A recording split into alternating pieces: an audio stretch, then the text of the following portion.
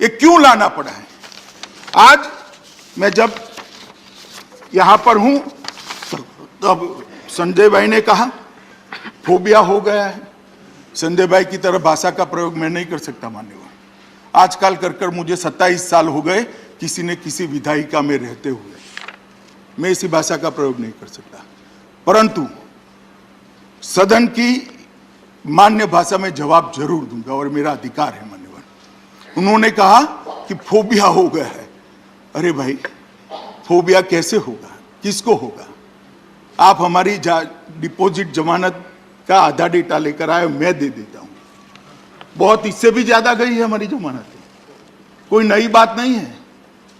मगर एक म्युनिसिपैलिटी जीतकर हम ऐसा नहीं कहते थे कांग्रेस को हमारा फोबिया हो गया है, ऐसा अहंकार हम नहीं पालते थे।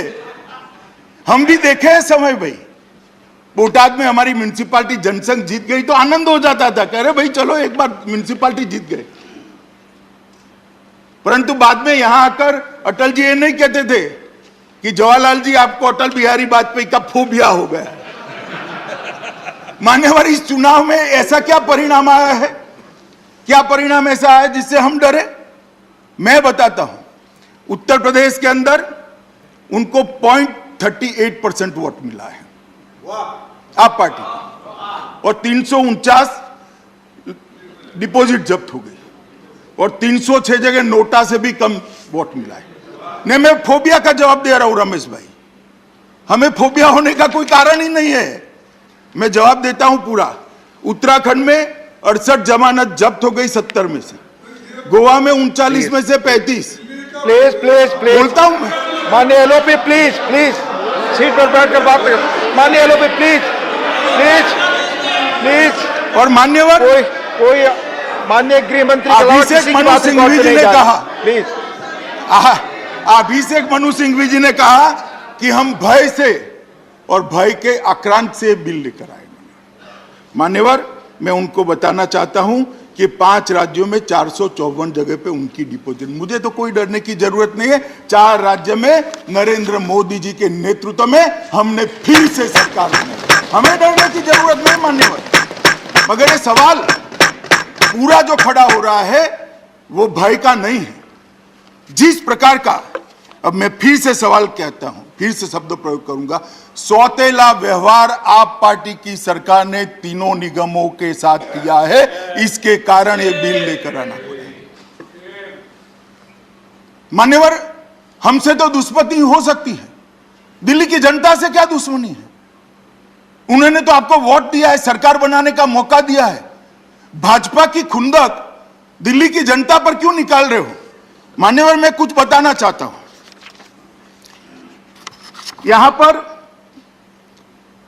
चौथा वित्त आयोग तो पूरा उन्होंने सिरे से निकाल दिया, चलो छोड़ दो। दिल्ली का 5वां वित्त आयोग, जिसमें अनुशंसा की गई कि दिल्ली सरकार ने 40,561 करोड़ रुपया तीनों निगमों को देना है प्रोरेटा। दिल्ली सरकार सहमत नहीं हुई, 21,000 करोड़ के आधा कर दिया। 21,000 करोड़ से सहमत हुई, 19,000 करोड़ तो उड़ा ही दिया, 21,000 करोड़ भी पूरा नहीं दिया मान्यवर, और इसका कारण भी नहीं दिया। क्यों नहीं दिया? हमने राजधानी क्षेत्र दिल्ली सरकार ने महत्वपूर्ण अनुशंसाओं को जो 5वें दिल्ली वित्त आयोग ने की, उसको मानो ऋण माफी नहीं माना, शिक्षा क्षेत्र व्यय की पूर्ण प्रतिवृत्ति जो प्राथमिक शालाएं कॉरपोरेशन चला रही है नहीं माना, स्वच्छता पर व्यय के लिए वित्त पोषण नहीं माना, बकाया ऋणों पर ब्याज माफ करना नहीं माना, और ये कहते कि हम सौतेला व्यवहार नहीं करते। मान्यवर, टोटल 5 साल के बाद तीनों निगम की कुल देनदारी 16,415 करोड़ है, और 19,000 करोड़ इन्होंने तो यही नहीं दिए, बाकी नीचे का तो अलग टोटल होता है। ये 19,000 करोड़ देते तो आज तीनों कॉरपोरेशन प्रॉफिट में होते, और 3,000 करोड़ रुपया और नगर निगमों को सुविधाओं के लिए प्राप्त होता। इसको मैं सौतेला व्यवहार ना कहूं तो क्या कहूं मान्यवर? ये सौतेला व्यवहार ही है। वो इसलिए किया जाता है कि नगर निगम का चुनाव आ रहा है, जनता त्राहिमाम हो जाए और आप पार्टी को वोट दे। संजय भाई, ऐसे स्वप्न कभी पूरे नहीं होंगे। जनता सब जानती है, जब एकीकरण हो जाए, डिलिमिटेशन हो जाए, आ जाइएगा चुनाव के मैदान में, कर लगेंगे दो दो हाथ, कोई नहीं डरता जी, कोई फोबिया नहीं, जरा भी नहीं डरते। मान्यवर, जिस प्रकार से हमने तीनों निगमों ने व्यवसायिक कर को बढ़ाने के लिए 2020 में प्रस्ताव भेजा, जवाब ही नहीं है। वो सहायता तो देते नहीं है, कर बढ़ाने नहीं देते। तीनों निगमों द्वारा एक बार की पार्किंग प्रभारों को बढ़ाने के लिए प्रस्ताव भेजा, कोई जवाब नहीं है, परमिशन नहीं देते हैं। जो कह रहे हैं ना, क्यों दखल कर रहे हो, मैं कारण दे रहा हूं। एनडीएमसी ने स्थानांतर शुल्क के संशोधन के लिए प्रस्ताव हुआ, कोई जवाब नहीं है। दक्षिणी निगम की मंशा, उन्होंने अपनी बैलेंस शीट अच्छी थी, दक्षिणी निगम ने कहा कि हम बॉन्ड लाकर आरबीआई के रूल्स एंड रेगुलेशन के हिसाब से बॉन्ड लाकर हमारा निगम चलाना चाहते हैं, परमिशन नहीं दी। शराब और ईंधन पर बढ़ी हुई एक्साइज ड्यूटी से अर्जित राजस्व, साहब इतनी शराब की दुकानें खोल दी है, मुझे तो कई बार होता है, लगता है पूरा दिल्ली मैखाना न हो। मगर ठीक है, जो करना था वो आपने कर दिया। इसके राजस्व में नगर निगम का हिस्सा देते ही नहीं है मान्यवर, ये कैसे चलाना। कुछ लोगों ने सवाल उठाया कि इस इनकम कैसे बढ़ जाएगी, 1+1+1 का थ्योरी समझाया। आप क्या समझते हो, आप न समझाते हो तो हम नहीं समझते, हम भी समझते हैं। मगर 3 निगमों में से एक निगम की आय ज्यादा है, दूसरे की मध्यम है और तीसरे की कनिष्ठ है।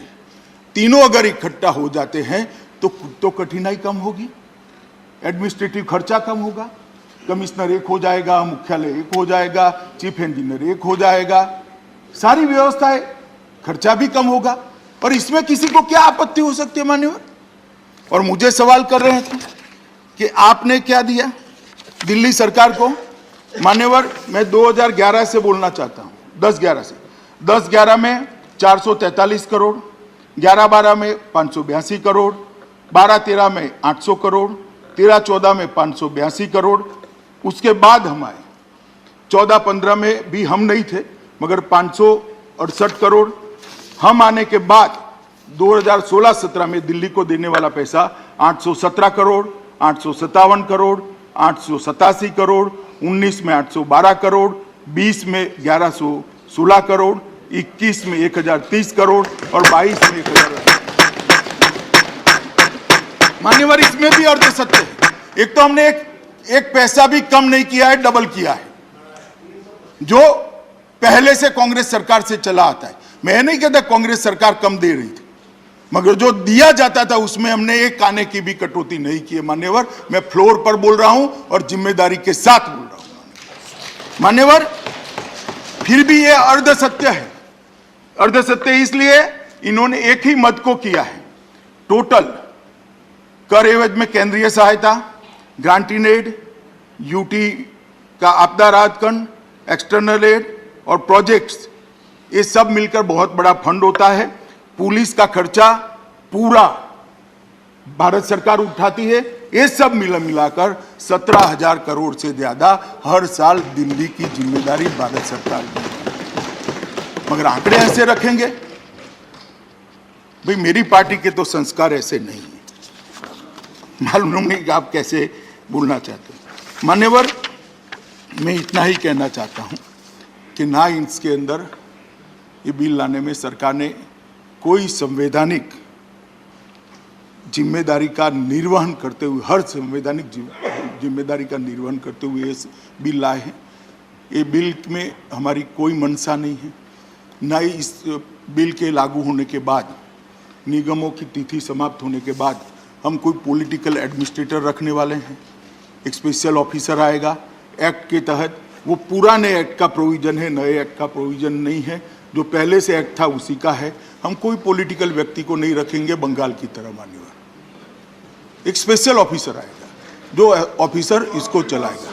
और चुनाव भी मान्यवर समय पर ही होंगे। चुनाव के समय से हमें ना अभी डरने की जरूरत है ना 6 महीने के बाद डरने की जरूरत है। मगर 6 महीने के बाद जिन लोगों को डर लग रहा है उनको चुनाव का हवा लग रहा है। मान्यवर, हम तो हर जगह ऑल इंडिया पार्टी है, हम हर जगह हर महीना कोई ना कोई स्थानीय इकाई का चुनाव होता है और हमारी देश में बहुत सारी सरकारें हैं, बहुत सारी जगह पे अलग पार्टी की म्युनिसिपल कॉरपोरेशन है। कभी हमने दोहरा व्यवहार नहीं किया। कांग्रेस के शासन में बहुत सारी म्युनिसिपल कॉरपोरेशन हमारी भी है, कहीं हमारे पास आज तक दोहरा व्यवहार नहीं हुआ। ये पहली बार दिल्ली में सौतेले मां जैसा व्यवहार करने की परंपरा हुई है। दिल्ली की जनता इसको अच्छे से जानती है। मुझे लगता है हमारे गुजरात में कहावत है, हवेली लेता वडोदरू खोलू। एक गायकवाड़ की हवेली थी अहमदाबाद में, वो लेने के लिए गायकवाड़ सरकार हमला लेकर आए और कोई बड़ोड़ा ही पूरा छीन गया था। अगर आप इस तरह से सत्य जो नहीं है वो बताते रहेंगे, असत्य बात सदन के अंदर करते रहेंगे, तो मान्यवर एमसीडी लेते लेते दिल्ली सरकार शायद आपकी न चली जाए, इसकी जरा चिंता करना। क्योंकि एमसीडी पर जो प्रताड़ना आप कर रहे हो, एमसीडी को जो आप प्रताड़ित कर रहे हो, वो एमसीडी को नहीं कर रहे हो, दिल्ली की जनता को कर रहे हो। दिल्ली की जनता भी मेरा ये भाषण सुन रही है मान्यवर, और जाकर हम गली मोहल्ले में बताएंगे भी। इसलिए हमें चुनाव से डरने की कोई जरूरत नहीं है। एक आनंद फानन में बहुत बड़ी गलती हो गई थी, शायद वो गलती के बाद भी राज्य सरकार का सौतेला व्यवहार न होता तो निगम चला भी लेते, मगर आज स्थिति ऐसी हुई है मान्यवर कि चलाना असंभव है। इसके लिए इसको एकीकृत करने का मैं प्रस्ताव लेकर आया हूं। कृपया सभी लोग इसका समर्थन करें, ऐसा सबको अनुरोध कर मेरी बात को समाप्त करें। धन्यवाद।